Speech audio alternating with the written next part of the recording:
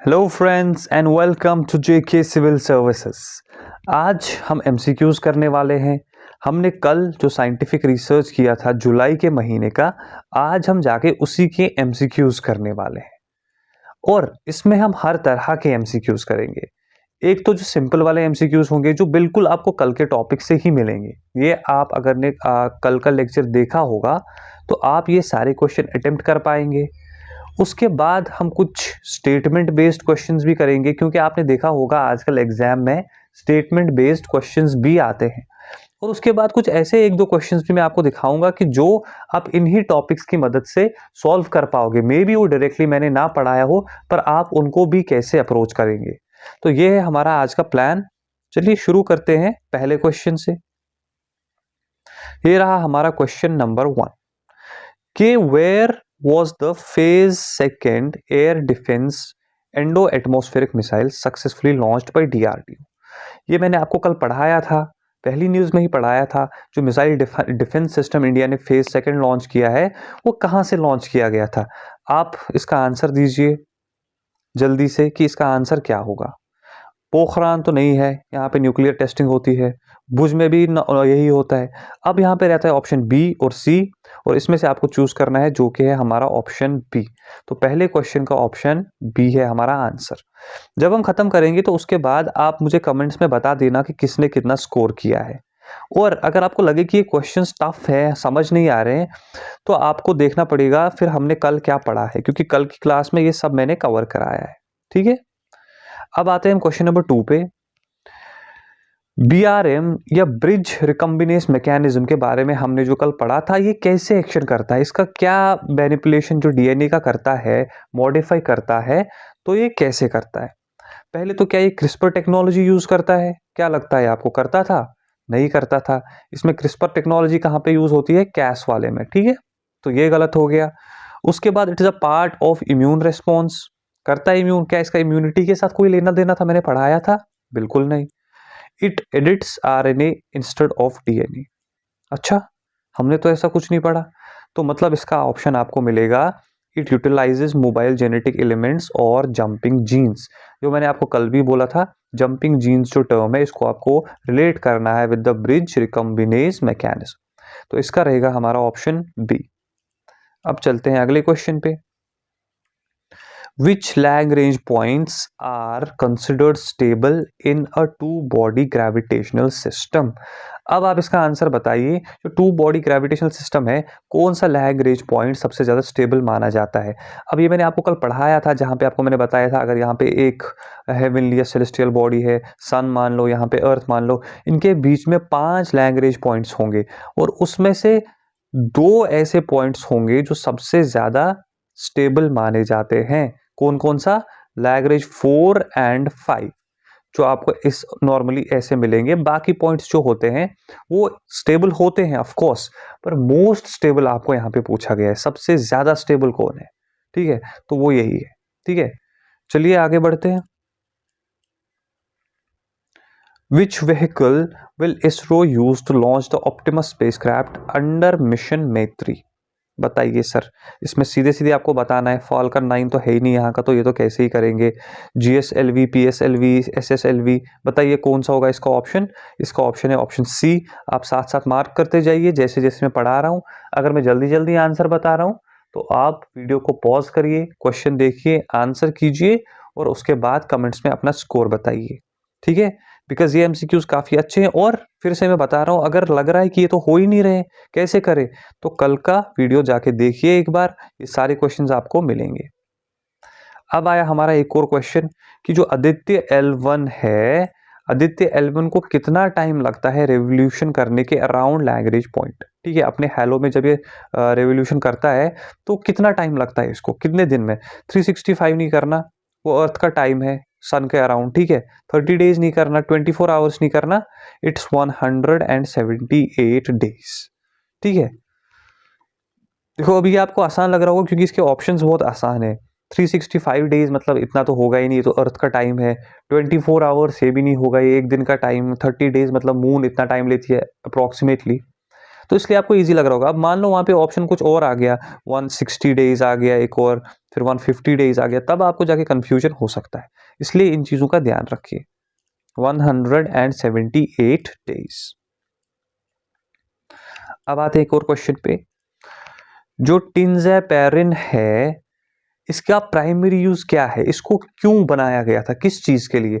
अब आप बोलेंगे सर आपने कल बोला था कि इससे जो स्नेक वेनम है उसको ट्रीट किया जाएगा, कोबरा का जो जहर है उसको ट्रीट किया जाएगा, लेकिन यहाँ पे तो कोई ऑप्शन में ही नहीं है।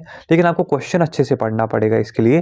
प्राइमरी यूज क्या है वो तो अभी अभी पता चली है कि ये इस चीज में भी इस्तेमाल हो सकता है, लेकिन प्राइमरीली ये किस चीज के लिए बनाया गया था? वायरल इन्फेक्शन से कोई लेना देना ही नहीं है इसका। तो ये बनाया गया था to prevent and treat blood clots. जो ब्लड क्लॉट्स बनते हैं उनको ट्रीट करने के लिए इसे बनाया गया था। ठीक है, ये इसका प्राइमरी फंक्शन है। बाद में पता चली कि हाँ भाई ये स्नेक वेनम में भी काम आ सकता है, कोबरा वेनम जो है उसको न्यूट्रलाइज कर सकता है।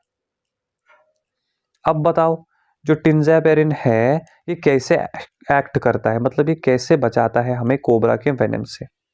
इसका क्या आंसर होगा? क्या ये वेनम की एसिडिटी को खत्म करता है? क्या मैंने कल कुछ ऐसा बोला था कि कोई एसिडिटी को न्यूट्रलाइज करता है? कुछ नहीं, बिल्कुल भी नहीं।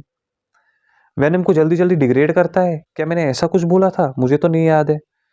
या कुछ एंटीबॉडीज बनाता है? बिल्कुल नहीं। मैंने क्या बोला था कि सेल जो होती है उस पे रिसेप्टर्स होते हैं जो कोबरा वेनम को बाइंड करके इसको सेल में लेके आते हैं और फिर सेल की डेथ हो जाती है। लेकिन जो ये है ये इस बॉन्ड को बनने ही नहीं देता है। टेंजाइवरिन जो है ये इस रिसेप्टर को बनने ही नहीं देता है, जुड़ने ही नहीं देता कोबरा वेनम के साथ, तो उसकी वजह से सेल डेथ होती नहीं है। तो ऐसे काम करता है टिंज़ैपेरिन। ये था हमारा क्वेश्चन नंबर 7। अब चलते हैं हम एक और क्वेश्चन पे। ये क्वेश्चन बहुत अच्छा है क्योंकि यहाँ पे आप कंफ्यूज हो सकते हो, इसलिए आप इस क्वेश्चन पे आराम से देख के ध्यान दे के अटेम्प्ट करिए। which spacecraft is set to be launched by ISRO in collaboration with Australia by 2026? देखो मैंने आपको कल एक मिशन पढ़ाया था, ठीक है। अब आप मुझे बताओ कि इसमें कौन सा स्पेसक्राफ्ट लॉन्च किया जाएगा। देखो मार्स ऑर्बिटर तो खत्म हो गया, चंद्रयान 4 तो है नहीं। अब आप अगर कहीं पे गलती कर सकते हैं तो वो है इन दो के बीच में, एक तो ऑप्टिमस स्पेसक्राफ्ट या मैत्री स्पेसक्राफ्ट, क्योंकि यही मैंने आपको कल पढ़ाया था कि मैत्री और ऑप्टिमस दोनों ही एक टॉपिक का हिस्सा है। तो अब आप मुझे बताओ कि इसका आंसर आप क्या लगाएंगे, कंफ्यूज नहीं होना। अगर आपने कल की क्लास अच्छे से देखी होगी तो आप इसको आंसर कर पाओगे। देखो यहाँ पे मैं आपको समझाता हूँ कि मैत्री स्पेसक्राफ्ट कोई स्पेसक्राफ्ट है ही नहीं, पहली बात तो ये है। बेसिकली क्या है, मैत्री जो है ये एक मिशन है, ठीक है, ये एक मिशन है और इसी मिशन में जिस स्पेसक्राफ्ट को लॉन्च किया जाएगा वही है ऑप्टिमस। इसलिए ऐसे क्वेश्चन में कंफ्यूज होना नहीं, क्योंकि आप सोचेंगे अरे हाँ मैत्री तो पढ़ा था, ऑप्टिमस तो पढ़ा था, दोनों में से क्या होगा।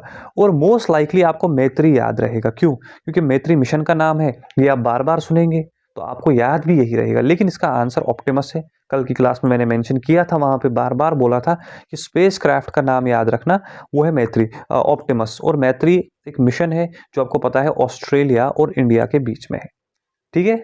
तो यहाँ पे आपको कंफ्यूज होने का चांस है, इसलिए मैंने ये क्वेश्चन डाला ताकि आपको ये कंफ्यूजन दूर हो जाए। स्पेसक्राफ्ट अलग है और मिशन अलग। चलिए आगे बढ़ते हैं। अब किन कंपनीज का कोलैबोरेशन है, ये तो बहुत सिंपल सा क्वेश्चन है। किन कंपनीज का कोलैबोरेशन होगा इसमें? देखो बहुत सिंपल है, क्योंकि इससे पहले मैंने बता दिया था कि मैत्री के फुल फॉर्म ही अगर आप देखोगे ना तो एक तो ऑस्ट्रेलिया आएगा और आई से इंडिया आएगा। तो मतलब जो भी हमें बात करनी है ऑस्ट्रेलिया और इंडिया के बीच में ही करनी है। तो उसमें सबसे पहले आप देखो इसरो और नासा तो खत्म हो गया, नासा यूएसए की है तो बात खत्म हो गई। इसरो और स्पेस एक्स भी खत्म हो गया क्योंकि स्पेस एक्स जो है वो इलॉन मस्क की है, वो भी कहाँ से है, ठीक है। बोइंग तो आपको पता है ये भी नहीं आएगा, बोइंग तो प्लेन्स यूजुअली उसके साथ डील करता है। तो बचा कौन? New space India limited, NSIL और ऑस्ट्रेलिया स्पेस मशीन्स कंपनी। ये आपको याद रखना है। क्वेश्चन सीधे सीधे ऐसे ही आएगा कि जो स्पेस मैत्री मिशन है इसमें कौन सी दो कोलैबोरेट कर रही हैं आपस में, कौन सी कंपनीज का कोलैबोरेशन है? एनएसआईएल और ऑस्ट्रेलिया स्पेस मशीन्स कंपनी। चलिए आगे बढ़ते हैं। अब आप बताइए, जो कि यूरोप का यूरोपियन स्पेस एजेंसी है, ईएसए इसको हम कहते हैं, इनका एक मिशन है रैमसेस, ठीक है, प्लेनेटरी डिफेंस मिशन। इसका क्या मेन मोटिव है? देखो, यहां से आप आराम से समझ सकते हैं कि मैंने किस बारे में बात की है। प्लेनेटरी डिफेंस मिशन मतलब कुछ डिफेंस करने का यहाँ पे सोच रहे हैं। रैमसेस आपको मैंने कल पढ़ाया था, डिफेंस मिशन है। तो डिफेंस मिशन है तो to explore the outer plane, explore क्यों करना है यार, ये तो डिफेंस मिशन है, इसमें एक्सप्लोर करने जैसा क्या है? To prevent the asteroid from colliding the Mars, हो सकता है। प्लेनेटरी डिफेंस मिशन है, हो सकता है। To intercept and accompany asteroid forces during its fly by, हो सकता है। टू स्टडी मून सरफेस, ये तो नहीं होगा क्योंकि स्टडी नहीं करना है, डिफेंस मिशन है। अब आपको यहाँ पे इन दोनों में से एक चूज करना है। और अगर आपने कल की क्लास देखी होगी तो मैंने कल आपको पढ़ाया था, एक एस्ट्रॉइड है जो 2029 में यहाँ आएगा, अप्रैल के महीने में, जो अर्थ को हिट करने का चांस रहेगा। उसको डिफ्लेक्ट करने के लिए, उससे अर्थ को बचाने के लिए ये मिशन लॉन्च किया गया है रैमसेस नाम से।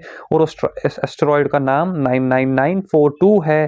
और उसको साइड से चलाने के लिए और उसको अपन अकम्पनी करने के लिए अर्थ से दूर एक मिशन लॉन्च किया गया है रैमसेस के नाम से। तो ये है इसका आंसर, फिर से जो आपको बताना है, दैट्स ऑप्शन बी।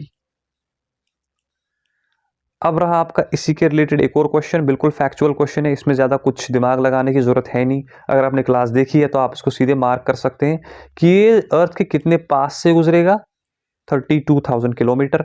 याद करो, कल मैंने पढ़ाया था, जब मैंने बोला भी था कि 32,000 किलोमीटर्स जो है ये बहुत नज़दीक है इन कंपैरिजन टू जितनी यूनिवर्स बड़ी है।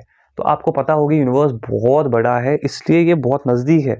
ऐसे तो लगता है बहुत दूर है, हम अर्थ के हिसाब से देखते हैं, बट जब आप यूनिवर्स को एनालाइज करोगे तो 32,000 किलोमीटर इतना ज़्यादा नहीं है, इसलिए बहुत पास से गुजरने वाला है। तभी साइंटिस्ट कंसर्न्ड है कि इसको किसी तरह से डिफ्लेक्ट किया जाए, तभी रैमसेस मिशन को अभी लॉन्च किया है। अब आता है क्वेश्चन, देखो ये क्वेश्चन मैंने आपको डायरेक्टली नहीं पढ़ाया, ये क्वेश्चन आप आराम से देखना और इसको समझना। ये क्वेश्चन मैंने आपको डायरेक्टली तो नहीं पढ़ाया है, पर जो मैंने पढ़ाया है आप अगर वो अच्छे से समझ गए तो आप इसको आंसर तो कर ही लोगे। जो नासा का मार्स ओडेसी मिशन है, जो कि 2001 में लॉन्च हुआ था, ठीक है,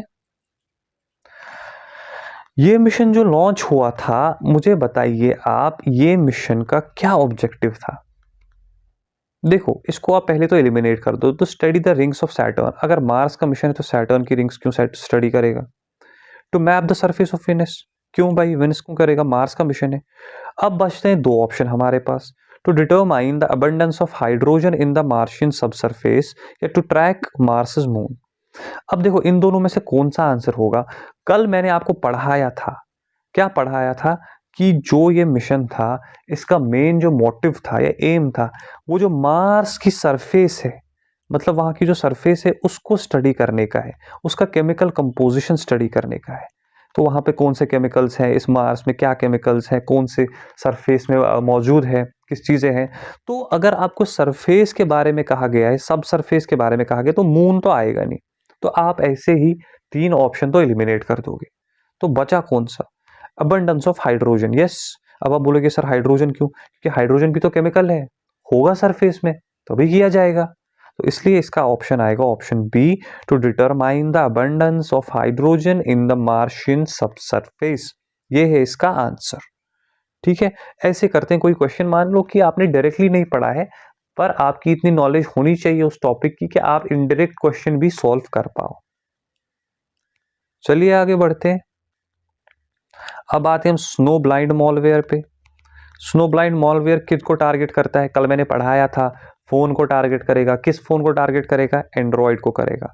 इसमें कंफ्यूज नहीं होना। देखो, पहले तो एप्पल वेप्पल को काट दो, ठीक है, एप्पल वेप्पल को ये करेगा नहीं। उसके बाद विंडोज और एंड्रॉयड में अगर कंफ्यूजन होगा तो कंप्यूटर के साथ इसका कोई लेना देना नहीं है। तो बचा कौन? Option C, that is Android devices. ठीक है, सिंपल क्वेश्चन है, पढ़ा है तो कर ही लोगे। और ये जो है मॉलवेयर जो है, ये किस तरह से आपके पास आएगा, मतलब आपके फोन में किस तरह से आएगा? What do you think?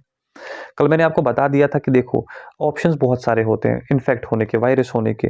एक तो किसी वेबसाइट पे आप चले गए, आपने क्लिक कर दिया तो वायरस आ जाएगा या मॉलवेयर आ जाएगा, या कोई ईमेल में लिंक आ गई आपको कुछ, अरे भाई आपने लॉटरी जीत ली, ये करो वो करो, तो वहां से आ सकता है। लेकिन या कभी आपने कोई ओपन वाईफाई कनेक्ट कर लिया, लेकिन यहाँ पे आपको सिर्फ इतना पता होनी चाहिए, ये जो सॉफ्टवेयर है ये मेलिशियस लुकिंग, जो लेजिटिमेट लुकिंग मेलिशियस ऐप है। एक ऐप आप डाउनलोड करेंगे, आपके पास एक ऐप होगी, ऑप्शन होगा डाउनलोड करने का कि ऐसा करो फिर फायदा होगा, आप करोगे, आपके फ़ोन में आ जाएगा स्नो ब्लाइंड मॉलवेयर। तो कैसे है? ऐप डाउनलोड करने से। अब आता है एक और क्वेश्चन जो मैंने आपको कल पढ़ाया नहीं था, तो भाई साहब आप इसको आंसर कैसे करेंगे? अब मुझे बताओ इसका आंसर क्या आएगा। Which two types of hydrogen isotopes of hydrogen are commonly used in most fusion reactors. अब देखो सर, हाइड्रोजन का कौन सा है आइसोटोप जो यूज होगा? मैंने तो पढ़ा है नहीं, आप इसको कैसे करोगे? पहले तो ऑप्शन देख लो, डी का क्या आएगा?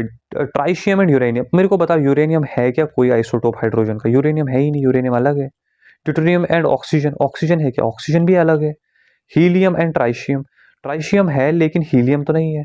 इसके बाद बचता है ड्यूटेरियम एंड ट्राइशियम। तो इसका ये आंसर होना चाहिए। भले ही आपने ये ना पढ़ा हो, लेकिन अगर आपने केमिस्ट्री पढ़ी है, जो कि साइंस आपके सिलेबस में भी है, वहां पे आपको पता होगी कि हाइड्रोजन के और तीन तीन आइसोटोप्स होते हैं हाइड्रोजन के, और उसमें से ये जैसे कि हीलियम, ऑक्सीजन और यूरेनियम नहीं है, तो बचा कौन? Option A. तो ऐसे आप एलिमिनेशन टेक्निक करके क्वेश्चंस को सॉल्व कर सकते हो, आंसर कर सकते हो। ठीक है, ये था हमारा क्वेश्चन नंबर 15। अब चलते हैं अगले क्वेश्चन पे, क्वेश्चन नंबर 16। बताओ भाई इसका क्या आंसर आएगा? Which of the following is a type of cruise missile. कल मैंने आपको एक दिया था डिफरेंस बिटवीन क्रूज मिसाइल और बैलिस्टिक मिसाइल। वहां पे मैंने बोला था कि आप ये पढ़ना चाहते हो पढ़ो, ना चाहते हो ना पढ़ो, लेकिन नीचे मैंने आपको बोला था कुछ पढ़ने के लिए, जहां पे एग्जाम्पल्स दी हुई थी इनकी, और उसमें लिखा था कि क्रूज मिसाइल कौन सा है, बैलिस्टिक मिसाइल कौन सा है। तो बताओ भाई इसका क्या आंसर होगा? अब आप यहाँ पे मेरे को पूछ सकते हो सर उसमें अग्नि, पृथ्वी और ब्रह्मोस के बारे में तो था, लेकिन सूर्य तो था ही नहीं। तो तो क्या आप बताओ यार, अगर आपको इतना पता है तो आपको पता होनी चाहिए कि इसका आंसर क्या है। That is BrahMos. ब्रह्मोस है क्रूज मिसाइल। अग्नि, पृथ्वी और सूर्य नहीं है, वो बैलिस्टिक मिसाइल्स है।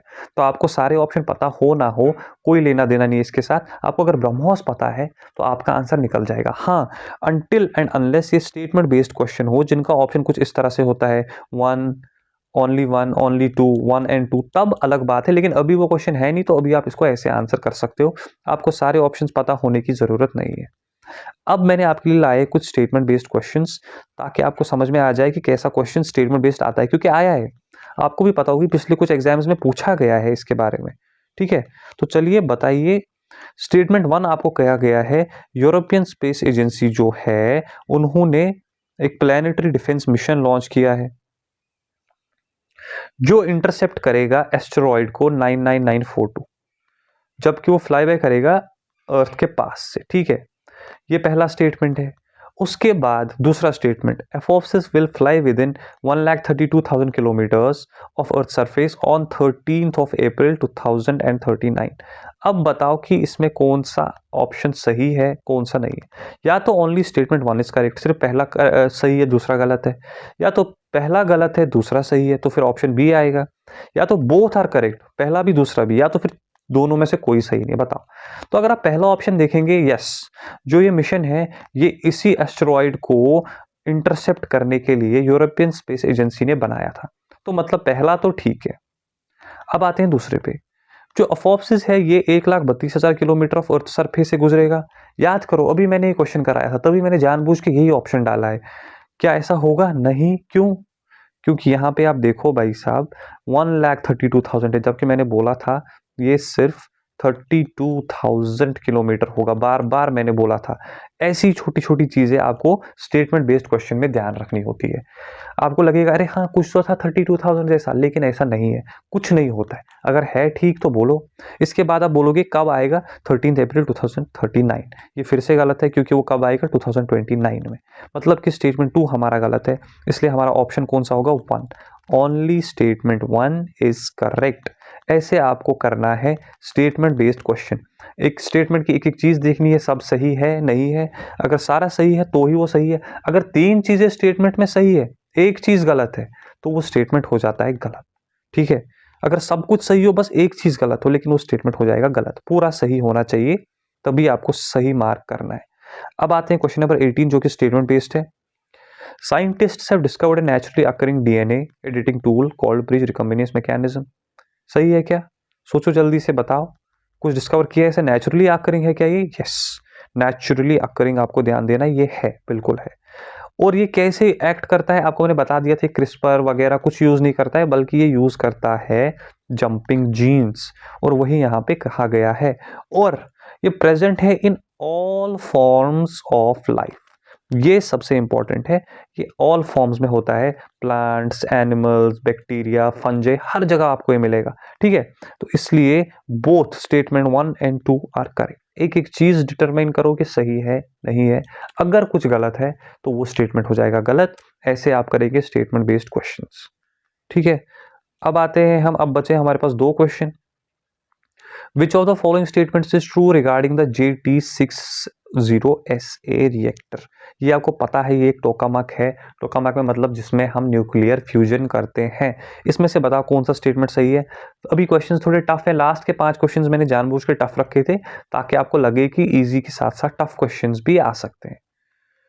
तो सबसे पहले बता रहा है कि ये दुनिया का सबसे छोटा टोकामक फ्यूजन रिएक्टर है। क्या बात कर रहे हो यार, छोटा थोड़ी होता है, ऐसा तो नहीं है। उसके बाद बोल रहा है, चलो उसके बाद हम ऑप्शन नंबर सी देखते हैं, बी को तो रहने दो। ये इंग्लैंड यूरोप में लोकेटेड है? नहीं, मुझे तो लगता है जापान में था। ठीक है, और ये 2 हो गए गलत। अब आप बचते हैं बी और डी में। यहां पे आपको कंफ्यूजन हो सकता है, मैं बताता हूं कहां पे। सबसे पहले आप बोलेंगे ये जो है वो inaugurated by European Union and Japan, बिल्कुल सही है। And world's largest and most advanced है, बिल्कुल सही है। बी तो सही है, क्या डी भी सही है? Jetty is a primarily design for nuclear fission research. यहाँ पे कुछ बच्चे गलती कर सकते हैं, अरे हाँ तो बनाया तो गया है फिशन रिसर्च के लिए, लेकिन मैं आपको बता दूं कि ये फिशन के लिए नहीं, फ्यूजन के लिए बनाया गया है। ऐसी चीजों पे आप ध्यान देंगे कि ये क्या छोटी छोटी चीजें आपके क्वेश्चन को कर सकती हैं गलत, और हो जाएगा माइनस। तो फिशन है कि फ्यूजन है, ऐसी चीजों पे ध्यान दो। इसलिए आपका डी भी गलत है, और अगर पूछा जाए सही क्या है, वो है आपका ऑप्शन बी। चलिए बढ़ते हैं आगे। अब ये है बहुत सिंपल सा क्वेश्चन, इसका आप मुझे आंसर बताओ। ये जो है MCC0200 ये क्या है? एंटीबायोटिक है? क्या बात कर रहे हो यार, मुझे तो लगा था प्रोबायोटिक है। A new strain of harmful bacteria, अगर प्रोबायोटिक है तो हार्मफुल तो होगा ही नहीं। ए फूड प्रिजर्वेटिव नहीं, तो इसका मतलब ये क्या है? New strain of lactic acid bacterium, और ये है प्रोबायोटिक। प्रोबायोटिक बैक्टीरिया है ये, इसलिए एंटीबायोटिक नहीं हो सकता, हार्मफुल नहीं हो सकता, और फूड प्रिजर्वेटिव तो है ही नहीं। ये थे हमारे कुछ क्वेश्चन जो कि कल के टॉपिक से आपको मिलेंगे। अगर आपने कल का लेक्चर देखा होगा तो आप ये सारे क्वेश्चन आंसर कर पाओगे, अगर नहीं देखा तो देख लो, आंसर करो, फिर पता चलेगी कितने आसान थे क्वेश्चंस। तो चलिए आज की क्लास यहीं पे करते हैं खत्म। See you next time, bye bye.